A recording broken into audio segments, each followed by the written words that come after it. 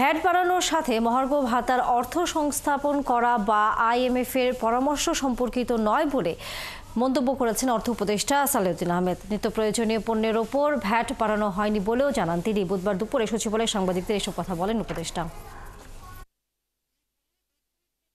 এটা মোটামুটি এটার সাথে কোনো সম্পর্ক নাই।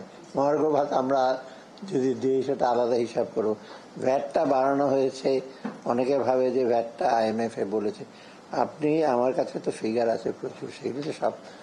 বাংলাদেশ হলো সবচেয়ে লোয়েস্ট ট্যাক্স পেইং নেশন।